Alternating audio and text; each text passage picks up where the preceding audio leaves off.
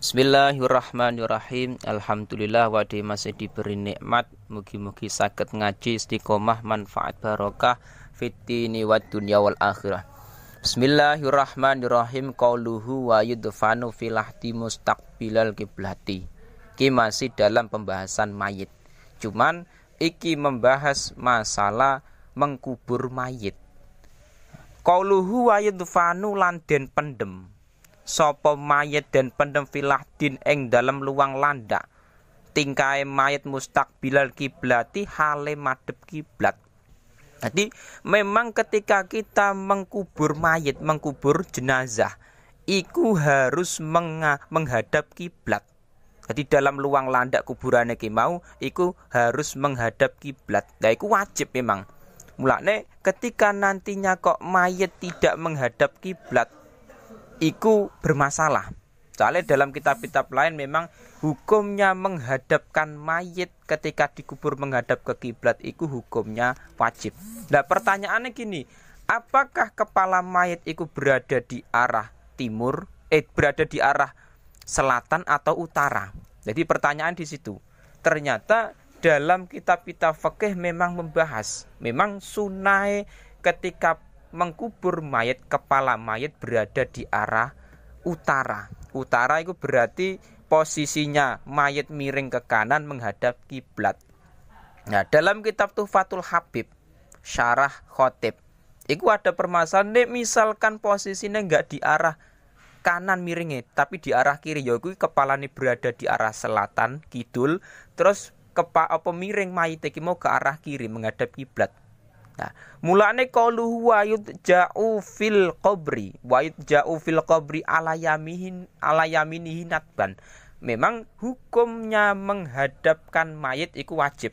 Cuman mayit nanti diiringkan ke arah kanan, kepala posisi di arah utara, iku hukumnya sunnah. Kama fil ittijai indan naum fa in wudi'a ala yasarihi. Nek kasusnya misalkan apa? Kepala si mayit berada di arah selatan. Berarti mayitnya miring ke kiri menghadap kiblat. Kuriha, hukumnya makruh.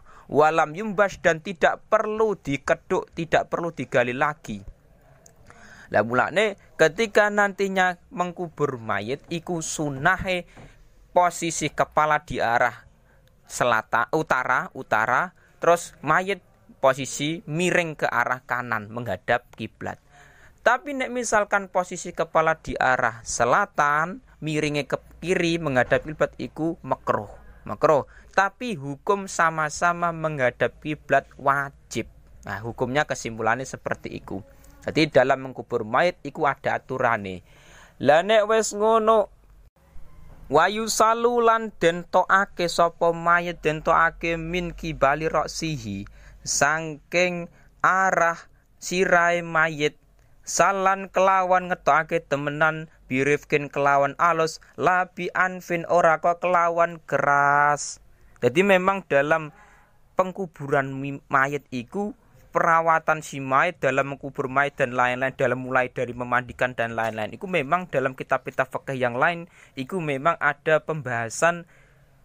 Cara kita merawat mayit itu memang harus dengan cara rifkin, cara alus, enggak kok dengan secara kasar. Mulai dalam kitab lain memang ada pembahasan masalah memandikan mayit dengan cara yang halus. Terus dalam kitab-kitab lain ada cara dalam mengkubur mayit juga, posisinya kita meletakkan mayit itu bagaimana, tidak secara keras tapi secara halus.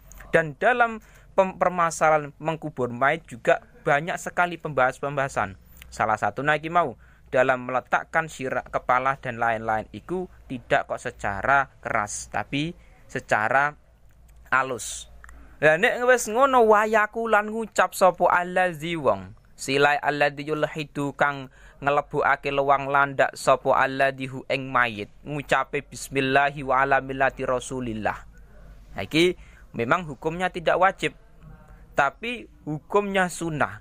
Ketika kita iki memasukkan mayit ke kuburan, ke luang landak, iku memang kita disunahkan membaca bismillahi wa ala millati rasulillah. Jadi posisi kita mengkubur orang yang meninggal mayit kimau, ketika dimasukkan dalam kuburan iku sunai mengucapkan bismillahi wa ala millati rasulillah. Iku tidak wajib sunah. Lah nek wis ngono wait jaulan den iringake sapa mayit. Den iringake fil qabri ing dalam kubur kapan bada ayu maka ing dalam sause den jerukake. Bada ayu maka ing dalam sause yen to den jerukake apa kubur den jerukna komatan kelawan sak dedeg. Wabas totan lan sak pengawe. Jadi memang dalam mengkubur mayit iku ada akol, ada akmal. Nek minimal sing penting mayit iku bisa menutupi baunya mayit dan tidak digali oleh hewan buas. Nah, tapi maksimal lagi apa ya bahasanya akmal. Akmal sing sempurna sing lebih baik iku ketika mengkubur mayit dalam posisi kedalaman mayit, kedalaman kuburan iku posisine setinggi orang berdiri dan tangannya dilambaikan ke atas. Jadi hukumnya tidak wajib. Yang akmal yang lebih sempurna itu ketika mengkubur mayat kedalaman kuburan niki mau posisine orang berdiri terus tangannya melambaikan ke atas. Nah kira-kira 1,5 meter lebih. 1,5 meter lebih. Iku cara kejeroane apa kedalaman kuburan setinggi orang yang normal terus tangannya melambaikan ke atas. Iku memang sempurnane seperti itu dalam mengkubur mayat. Jadi lebih dalam lagi. Tapi misalkan kok mengkubur mayat cuma 1 meter nggak masalah kalau memang itu sudah menutupi baunya mayat dan menutupi mayat dari hewan buas, nggak masalah. Jadi dalam mengkubur mayat itu ada minimal, ada akmal, sempurnane bagaimana. Lah nek wis ngono wayustohu lan den rataake apa al-qabru apa kubur. Wala yubnalan ora den bangun alaihi ing atase apa kubur. Wala yujasosulan ora den lepo apa kubur. Memang dalam mengkubur si mayit, kuburan mayit iku diratakan. Dan tidak boleh ada bangunan di atas mayit, di atas kuburan. Nah iki sing amit sewu ketika kita bermasyarakat, banyak dari masyarakat kita yang posisi kuburan mayit iki mau di atas kuburan ada bangunane. Nah, itu aslinya memang tidak diperbolehkan secara fikih.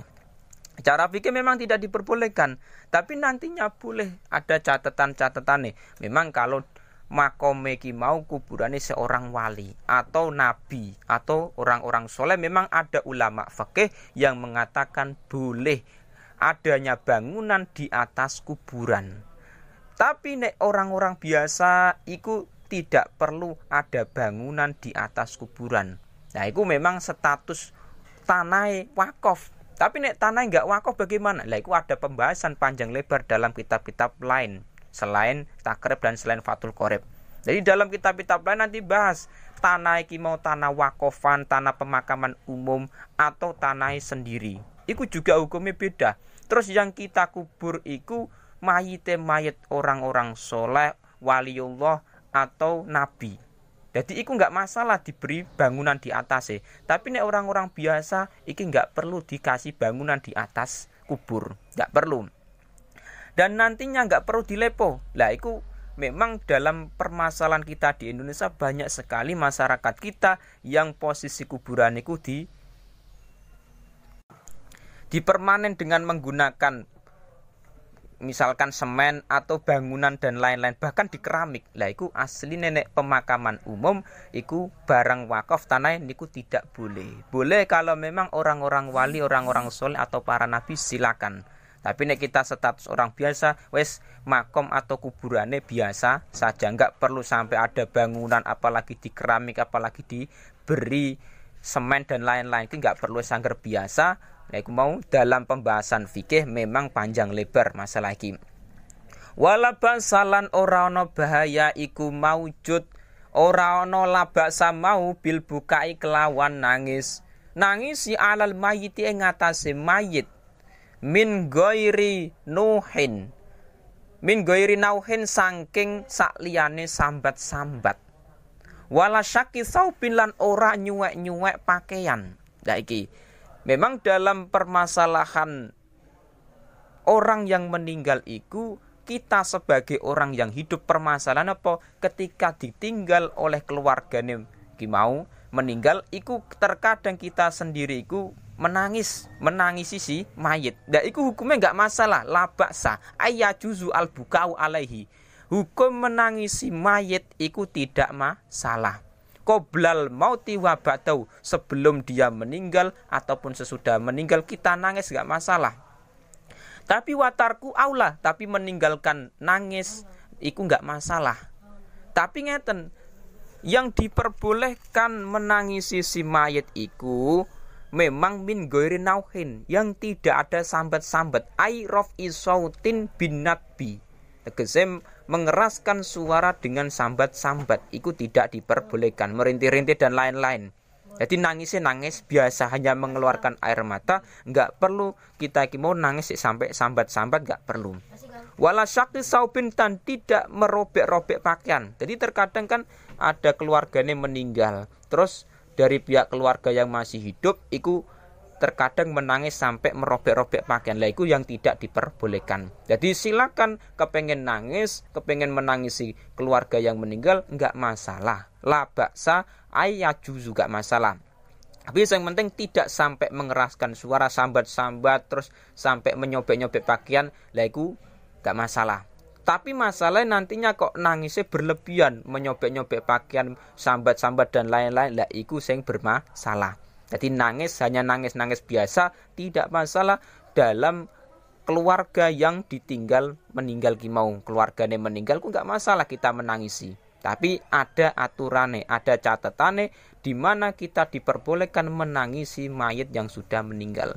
Tapi watarku aula, nek misalkan kita tidak menangisi si mayit iku bahkan malah lebih utama. Mau. Qauluhu wayu azzaru lan den takziyahi sapa ahluhu, sapa keluargane mayit.